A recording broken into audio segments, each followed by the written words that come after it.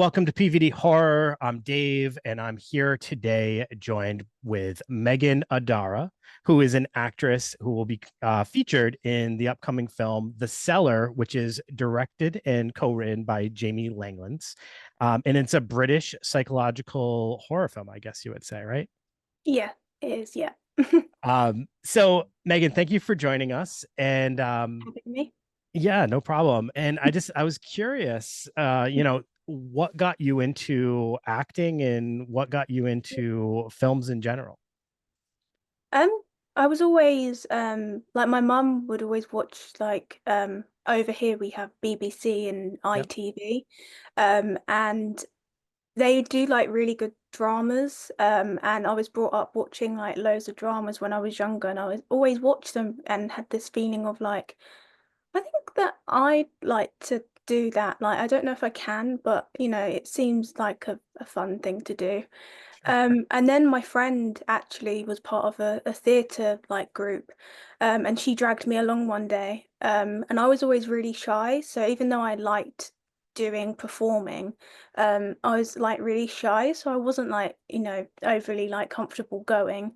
And then I went and I really enjoyed it. And from there I went to well, I did GCSE drama at school, and then went to college and studied acting, and then went to drama school. And from there, I just, joined in some student short films, working on as much projects as I could, Yeah. auditioning to, keep my keep my skill base, at the level that, I needed it to be. It sounds And like you fell in love yeah, with film and yeah. acting. Yeah, it wasn't, I didn't, grow up being like, oh, this is what I want to do. Hmm. I want to be an actress. Like I never did that. It was just, I think I just enjoyed it and I accidentally fell into it. And then I realized that it was a genuine career. And yeah, I've just, you know, basically I started off as amateur and Sure. yeah, and slowly worked my way into the professional side. So yeah, that's how I got Is into would you consider it a difficult career? Because I think that the idea of being an acting. actor or being in films, it seems so glamorous, but I'm Yeah, assuming being an up and coming actor and actress is mm, actually really hard. yeah, yeah. I mean, I've been doing this for like 15, maybe longer, Wow. acting, and yeah, you go into it thinking, oh, like how hard can it be? Like you're just, performing on a screen and you're given some lines and you Yeah. learn lines and that's it. And then you actually start to study it and you realize, oh, okay, there's a lot more that goes into it than what you first anticipated. But I think that's what makes you love it more because it's not easy and Yeah. it's hard, but the hard work pays off. And when you're actually on set and you see the final product, you're like, oh my God, like that's amazing. Like I had Hmm. such a great time. Look how great it's turned out. All the hard work was worth it.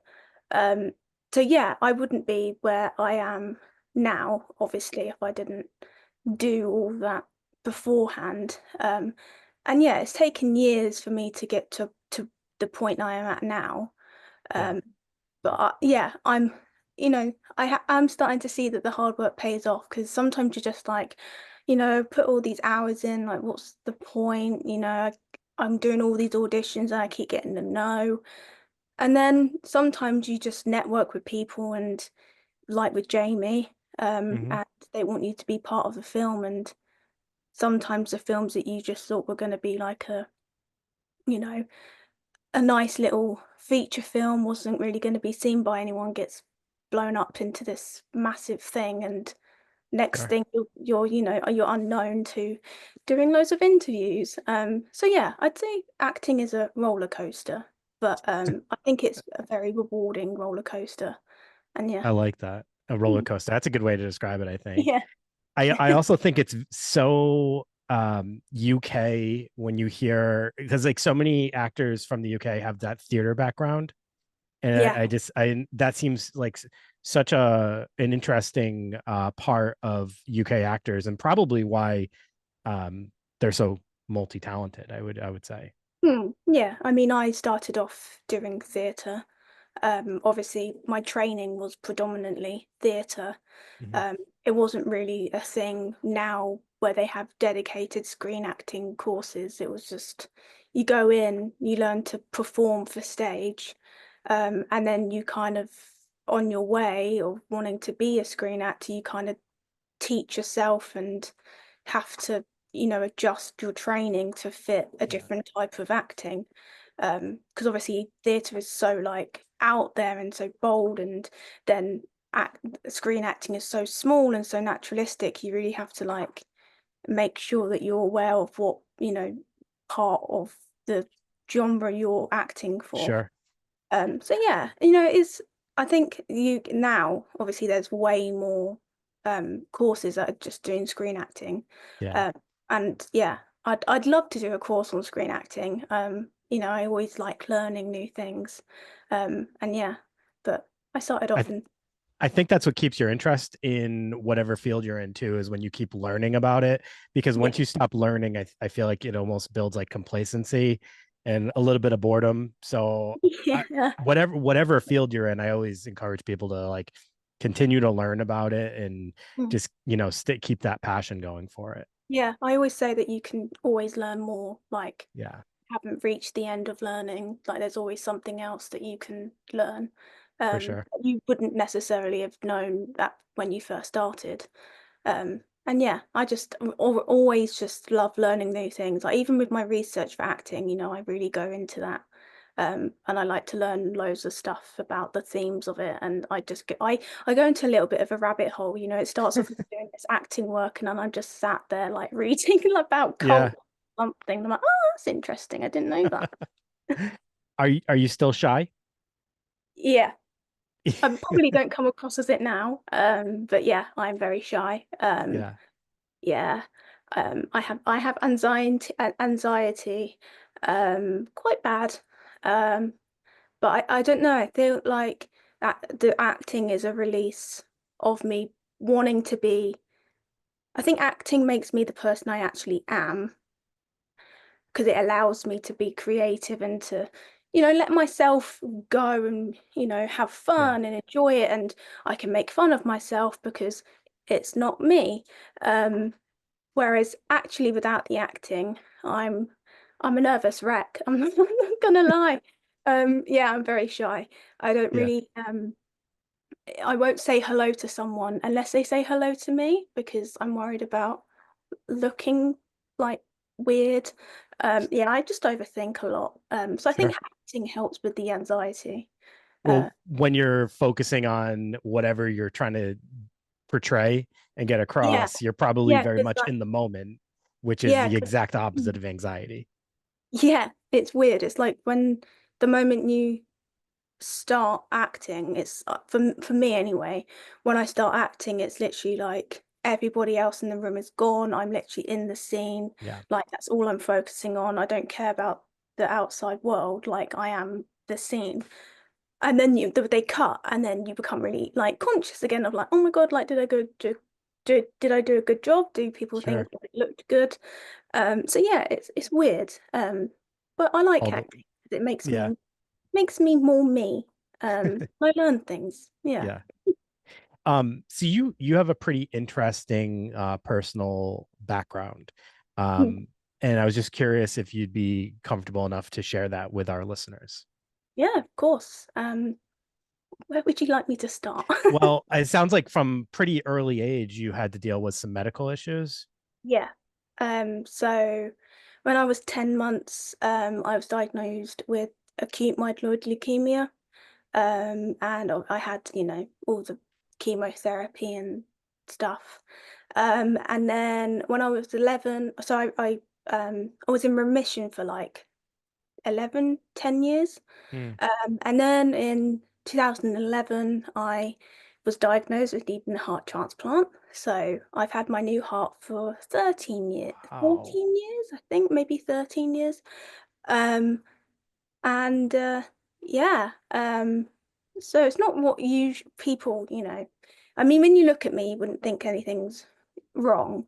And I like that because I don't like people judging you before they know you. Yeah. Um, but yeah, during the filming of The Cell, I actually was diagnosed with I was diagnosed with bladder cancer. During filming of The Cellar. Um, so that was a Wow. fun time.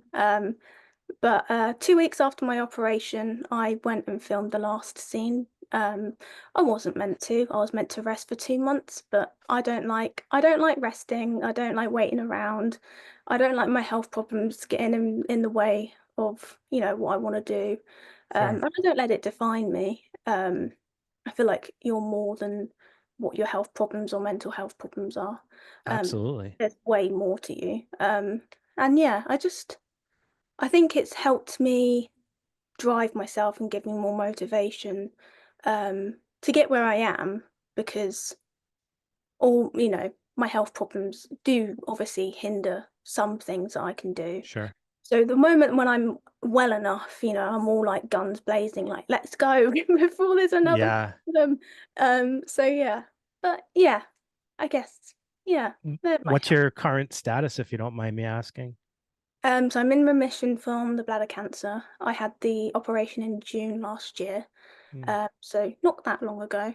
I'm in remission for that, but obviously I'm being checked up on like basically every 3 months. Yeah. And then for the heart transplant, my heart is basically, as good as if I didn't have a heart transplant. It's like a normal Wow. functioning heart. I have to take anti rejection medication every day, morning and night, which gets tedious after a while. But Is once you that take, for is that forever? yeah, for the rest of my life, yeah. Wow.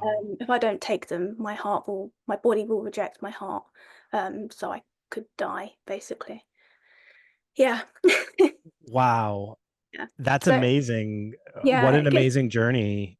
it does get boring, taking the tablets every single day. Boring. Nothing you've described about your life sounds boring. It's your life sounds like it's been a roller coaster, and I Yeah. mean that with all like due respect. It just sounds like it's been ups and downs, but like Yeah. your drive Mm. to maintain the thing that's important to you and the thing that actually gives you fulfillment is super Mm. inspiring. And Yeah. so like that's kind of why I was hoping you would share this, is because like there's so many, and I didn't even know about the last part that you just mentioned with the bladder No, cancer. yeah. There's Yeah. so many people that would have derailed them completely Mm. and probably thrown them completely off track of any kind of, you know, Yeah. I career. mean, I was obviously, I guess, experienced in the realm of health problems, and Yeah. the hospital was essentially my first home. I wouldn't say it's my second home. I'd say it's my first home. I mean, I'm always in and out of hospital. Wow. Yeah. Um, and I also had like a great like support network around me. And also I was working at the time. I was working on my first lead, you know, role in a feature Hmm. film. So, that distracted me. So I think that helped. But yeah, I think the worst thing you can do when you're ill is, say to yourself, even if you don't say it out loud, is just say in your head, I'm gonna die. Like, what am I gonna do? Like, how am I gonna like Yeah. that? I think that's the worst thing because you've already subconsciously told yourself that it's not going to be a good outcome. Yeah. So I always try, even if I'm like, heading that way, I'm always like, you've done it before, you can do it again. Like, this is a walk in a park. Just get on with it and see where it goes. And yeah, I always try and be Wow. positive. Yeah, And considering, I mean, the first thing you mentioned was how bad your anxiety gets. I yeah, can only imagine how that plays into all this at times. So yeah, I'm sure it's yeah. not an easy Oh no, chore to no. reframe your thoughts and stay positive, Mm. but No, it's somehow more, you're able to do it. yeah, this time, obviously, when I was younger, it was kind of like, obviously, the transplant was, I remember the whole journey, but like, obviously, the cancer one, you know, I don't remember anything. I was a baby. Yeah. Um, but I think the worst thing is obviously people always like, oh my God, like, that's awful. Like, I hope that, you're going to get better, and like, I'm so sorry this has happened to you. And it's always focused on the person with the illness, but I don't think people really realize how badly it affects your family. Like, that was the worst thing, is trying to keep yourself positive, but also try and keep your family positive Sure. so that they don't, start crying or like Yeah. panicking. Yeah, so it's like managing your own emotions and then also managing your family's emotions. Um, yeah, that I would say that was the most difficult part. Not actually Yeah. going through, was actually looking after my family. Yeah, I'd say that was the worst part. Yeah. Yeah. That's it just feels like that's a heavy weight to have Yeah. on your shoulders. So yeah, Yeah.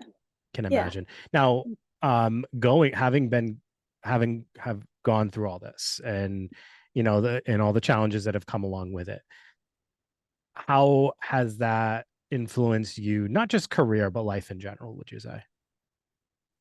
Um, I think it's affected me in the same way as it has my career. Like, there's some things I'm not allowed to eat. I'm not allowed to eat cheese. I'm not allowed to eat Yeah. fish.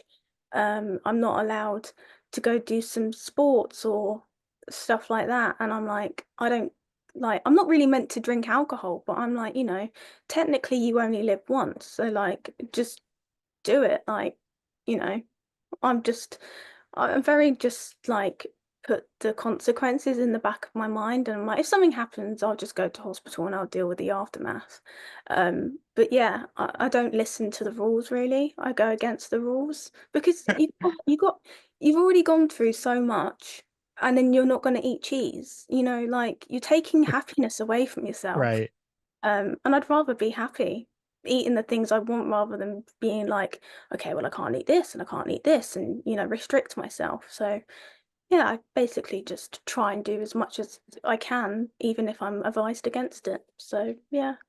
That even just hearing that makes me so anxious because I'm when it comes to medical stuff, and right now I'm actually in my personal life, I have a number of people around me that are dealing with a lot of different medical conditions right Mhm. now, and I'm such a rule follower when it comes to all this stuff, and hearing you say that it like goes against everything. And I've actually been struggling because I've been seeing a lot of people going against like the hospital's recommendations and their treatment Mm, recommendations, and I've been like, it drives me a little like crazy because I'm like, oh yeah. God, what if something happens? But you're right. And that is a good way to look at it to some Mm, extent, is like you do only live once and you have to have some semblance of happiness mm. during this, Yeah. existence.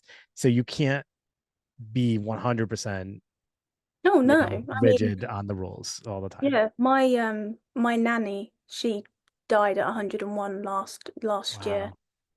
But I mean, she was 101 and she was still drinking rosé wine. And family's Yeah. like, you can't drink. She's 101. She's on tablets. It's like, she's 101. Like, why does it matter? Just Yes, she can let drink the her live. rosé. Yeah. Yes. And that She's not rosé gonna is probably why she drink the lived to rosé. 101. Say that again. I said the rosé is probably why she lived to 101, Yeah, actually. exactly. And the gin and tonic. I'm not gonna The lie. gin and tonic. Yeah. Oh, all right. So just shifting to the film a little bit. Yeah. Um, so actually, let me start off by asking you, can you tell our listeners about The Cellar, what it's about and your role in it? Yeah, so I play Abigail, which is the lead character in the film. And Abigail had a tough upbringing. Her dad left her and her mum when she was a baby, and her mum kind of, you know, presented Abigail in a way for, her husband leaving her. So they always had like this fractured relationship, but at the core, obviously, they really needed each other because at the end of the day, your mother and daughter, like, you're always going to need your mum, even if you've had like a massive argument. Um, and then, so she wasn't necessarily really close with her mum. Um, and she meets a best friend, and this best friend, that family basically take her in as like their own family member, and love her like she's their like other daughter, and that it's the sister. And then unfortunately her best friend dies, um and she goes through this. massive deterioration of mental health problems, is turning down, the wrong paths, is doing drugs and alcohol and doesn't know, where to go. And eventually, I guess she grows the courage, or maybe in her subconscious thinks, what would my friend say? What would my friend do? And she takes the courage to go join a church, a community church, to find community, to seek refuge, to meet, people in the same situations and feel like she's not the only one. And basically, she ends up going to these, church community meetups, and they're not what they've turned out to be. She wakes up one day locked in a cellar with no recollection of how she got there, why she's there, where she is, and has to basically fight for her life against her inner demons and the real demons in the world around her, to try and escape. And yeah, I guess it doesn't really go the best for her, but I can't give away what happens at the end, so you'll have Yes. to. But yeah, that's it's very complicated, I would say. Yeah. Yeah. Yeah, and For and sure. weird as a character. So yeah, yeah, So you and Jamie Langlands have worked on another film together, I believe. And that was The Caller, is that correct? yeah, yeah. Is that Similar where you guys met? name. No. Jamie and I had met maybe a few years before, I think. And we'd worked on a number of student films. Okay. And it kind of got to the point of we'd turn up at these shoots and we had no idea, like, we knew of each other. I don't think we knew each other's names, like, or anything. Like, we didn't ever message on like social media or anything. And then it kind of came this joke of like we'd turn up to these acting jobs and we'd both be on set and we'd be like, ah, it's you again, hi. And it was always kind of a little bit awkward because like we knew each other but we didn't, so we didn't really know like what to talk about. um and then we ended up actually working on a film, and it was just us two actors. Um, and we got to know each other really well then. And then we did The Caller, which we got close on again because he kills me in the film. Um, so spoiler. And then yeah, he just wrote this script for The Cellar, asked if I wanted to be a part of it, and I'd say that's when like our working relationship really like started to like blossom, I would Sure. guess. And we really got to know each other better because obviously I'm the lead actor, he's the director, like we're together all the time. But yeah, we knew of each other, and I thought he was an amazing actor. And I was just really excited to see him in a different role. So that was also a reason why I came on set, 'cause I was like, I know he's a great actor. He's written this great script. Like, what, I'm interested in seeing what he's going to be like as a director. And yeah, he's amazing. Like his ideas, the settings that he found like were insane. And I'd love to work on another film with him because he's just great to work with. And yeah, we're friends from it, yeah, as well. So That's very cool. yeah. Um, Now, did you say yes to this film before or after you read the script? And what about it appealed to you other than working with him? So I said yes after reading the script, on the basis that I thought I'd be playing the opening scene character. And I was like, yeah, like I think the script is amazing. Like it was so well written that I could see every single detail, and like I could like imagine everything that was going on. Like it was that detailed in the writing, and I was like I need to be part of this. Like this is amazing, and I can imagine the location as well. And I was like, this could be something really special. And he wanted it to be a feature film, but the premise was that it was going to be a short film. We were going to use it as a proof of concept to try and get funding, and then from there do the feature. So I thought I was going to be the prologue character, And he was like, oh no, like I want you to play the lead. And I was like, oh, okay, that's nice. Like it's another actor who thinks that, I'm good enough to play the lead. Like this is great. Um, and then, yeah, basically from there, it went into a feature film. And then it started dawning on me that I'm the lead of a feature film, Yeah. which I'd never done before. And yeah, it started to become a bit daunting because then it blew up and people were like, from the stills, it like looks amazing. I've looked at your like show reel and you're really good. And I'm like, what if it comes out and people don't think I'm good? Like, Oh, so geez. yeah, it was an enjoyable time, and it Yeah. obviously still is. But yeah, it was also a bit like overwhelming at the same time. Like I didn't expect it to get this big, you know. Have you guys done any screenings of the film yet? Yeah. So we did a premiere in September, which was on the 8th of September, last year. And it was like really well received. Everybody loved it. Um, and it was really great to see it actually on a big screen with Yeah. all the cast and crew. And then also it's done like the film festival round. So we've won, I can't remember how many we've won. We've won numerous awards for the film um, Wow. in the US, England, and different countries. And I've won three Best Acting awards as well, which I didn't expect. So yeah, it's been a great journey. Yeah. That's cool. Congratulations on that. That's pretty amazing. Thank you. You know what makes the performance special is you have to do a lot with very little dialogue for a long period of time. Yeah. So there's a lot of emotion you have to portray without using words. Yeah. And I was wondering if that's more difficult than having a lot of dialogue to express how you're supposed to be Yeah. feeling. Yes, it was very difficult. Particularly the scenes where I'm crying and nothing's there. So I'm having to imagine that there's something there that I'm reacting to and try and get really, really worked up for it, and there's nothing there. And that was difficult for me. I mean, I did it somehow.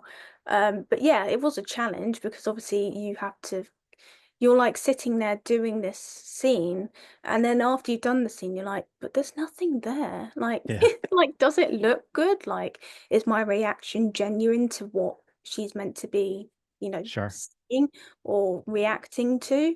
And it was only until the film was done and you see the added bits that it does make sense.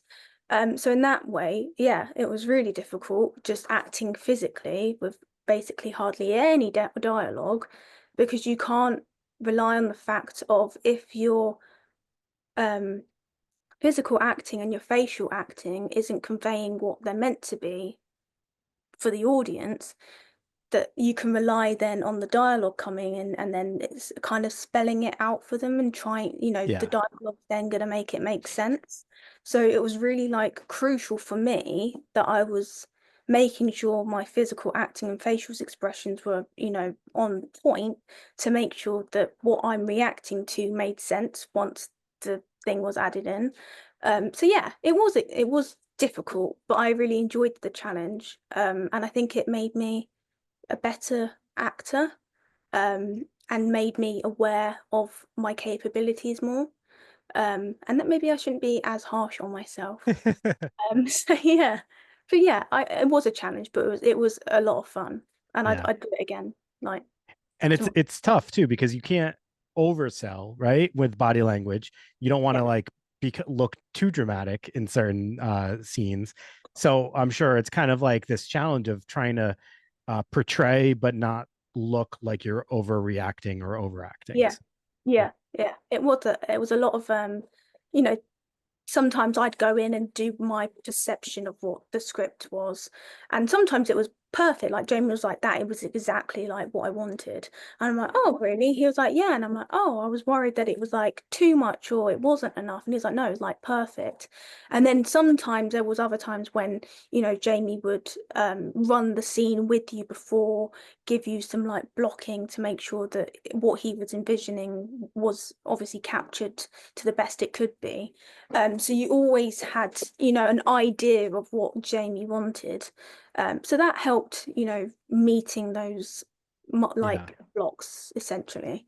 sure. Yeah, One of the things that struck me when I was watching this, and I don't know if you have any thoughts about this, but from the films that I've gotten to catch, like indie, like um, lower budget indie UK horror, yeah, a lot of the tone is very different than what American indie films look like right now. It's a way yeah, more psychological based, and um, I was just curious, what are your thoughts about why the UK's indie films are more in line with that psychological horror right now? yeah. I think indie horror, well, horror in general is a massive. People love horror from America to the UK to Yeah, where people love horror.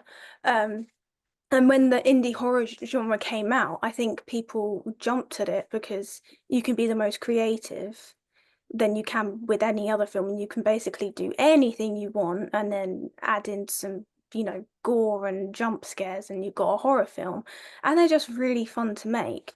But I think people are starting to like play around with it, like with the Cellar, it's a psychological horror with sci-fi elements, which we've never like seen before, which sure, was the reason I also became involved in it. Um, I think it's also because, it's a challenge to try something new and not just go down the same route as, what you would see in the big, movies like Hollywood. yeah, Um, and also, we don't have most of the work comes from America. So I feel like the indie horror genre in the UK has to try and meet that specification, but in a different way to try and get that engagement. And I think because people have started playing around with it and challenging the horror genre, it's really started to take off because they realize that, you know, the UK has so much talent in the indie horror genre that it's starting to challenge the Hollywood, big horror films. And sure, I've read so many comments recently saying that indie horror in the UK is better than some of the horror movies that are coming out in America. And I just think that's because we all have a passion for horror. People love horror, and um, people write all these amazing scripts, and it's just so exciting when you get to make it that you get to try out all these different ideas and you don't have a time frame to meet. You don't have to pay these actors like thousands and thousands of dollars that you would. So I think it's just allowing us to be more creative, and the fact that we don't have the big studios over here, so sure. we've got to try something different, and it's seeming to work. I mean, people love them. Yeah, the Cellar is such a mixture of genres that you wouldn't think to ever put together. Yeah. So I think that's like I hope that answers the question. Like I don't know if I worked my way around it, but No, I think you did. I think you did. yeah. And that's you brought up a lot of great points. Like there is, and the genre itself is so broad, but I Yeah. think that people are starting, like there's some films that came out that really boosted up the genre for sure, especially with indie films. Yeah. And one UK like production company, I'm thinking of the ones that did like Winnie the Pooh, Blood and Honey, and Yeah. all those films. Like those are very gory slasher films, and that Yeah. like A got a lot typical. of people got people very excited for what you could Yeah. do with low budgets. Yeah. But I think now people are like, well, we can also do these other things, and Yeah, you're starting exactly. to see Yeah. them expand. I mean, Hmm. also though, I do want to say, like, I did see that Jamie has a role in the upcoming Piglet movie, which I'm very excited for. So Yeah.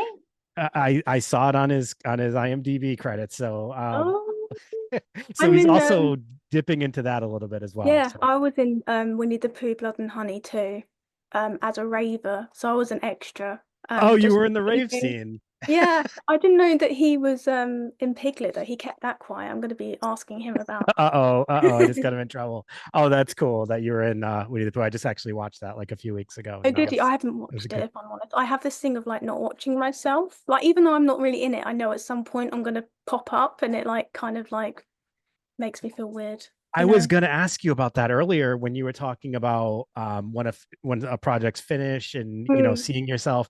I was actually going to ask you because a lot of times, like, so do even doing like podcasts or things where you have like I have a hard time going back and listening to it again because I'm like, oh, Yeah. I don't want to hear my voice. I don't, and things like that. So I was curious if you ever. Yeah. It sounds like you experienced that a little bit too. I the only time I'll watch it is if I'm having to make a show reel, and then I'll watch it. But the problem is, if I was to watch a film with me in it, I just criticize myself the whole time. So So I you don't lose your actually, appreciation. Yeah. yeah, so I don't actually appreciate the rest of the film because I'm just sat there like thinking about my last scene where I could have done it so many different ways and why did I do it that way? So I just tend not to watch myself because I just find it a horrible experience. And it's also cringy. And I hate my voice on video. I sound like a child. You got to expose yourself to it though, because after a Yeah, while you do at get some used point. to it. Yeah, Yeah. yeah, You are very hard on yourself. We gotta yeah, work on this. yeah. So Megan, thank you so much for chatting with me and sharing, you know, everything, your personal life and your career and all that stuff. I'm very honored for you to be able to share your story here. I was just curious if you have any other future works that you wanted to give a shout out about, and also Yes. where our listeners can find you on social media or anything. Yes, so I'm on Instagram as Megan_Adara, and Facebook as Meghan Adara. Um, and I think I'm on Twitter as well. I think it is Meghan Adara. I'm really bad with my handle names. I get really confused. Um, so you can find me on them. And then there's actually a project that I am another lead role of, which is called Amelia. It is another horror film. Oh, Um, it is about a vampire, and it's based in a small little quaint little English village. And she turns up to this village and people start dying, mysteriously dying. And there's this whole like detective, you know, um, trying to figure out who's done these murders. And I'm really excited because the script's insane. The composer who's doing the music is like come up with some really, really great ideas. And it's going to be more gory and there's going to be some more jump scares compared to the cellar. So it's going to be more of a traditional, more, sure. type of horror film. And yeah, it's just going to be great. We've got really great cast, great director. You've actually some people, Gabriel in The Cellar, who's played by Neil James. He's in the film. Mhm. Um, and the producer Jay Shuri, who also produced The Cellar, is producing this film as well. So we got some people from The Cellar back, which is really exciting. Cool. And yeah, we got an Indiegogo at the moment, and I'm handling all the social media. So Oh, okay. yeah, so we're on Facebook as Amelia Horror Feature Film. We're on TikTok as Amelia Horror Feature Film, Twitter, Instagram. We're on all the social medias, so you should come over and follow and keep up to date because it's getting exciting. I'm really excited if you can't tell about it. Very cool. Very Yeah, cool. yeah, All right. So Indiegogo campaign for Amelia. Definitely make sure you check that out. The Cellar, we don't have a specific really. release date, but I do believe that will be releasing some part in the early part of the year, from what I understand, Hmm. hopefully. So keep your eyes out for that. And make sure you follow Megan on all her social medias. And even if she gave us the wrong handles, we'll just have to search her up We'll figure it until we out. find her. Yeah, exactly. Until Yeah. we find you. Yeah, So, cool. Megan, thank you again so much for joining us. I'm excited for people to check out The Cellar, but I'm also very excited for your upcoming films. And Thank you. yeah, hopefully you come back sometime and we can chat Yeah, again. that'd be great. Thank you so much for having me. I've had a great time. Thank you. Awesome. No problem. All right, everybody. I'll see you later. Have a great night. Check out The Bye. Cellar.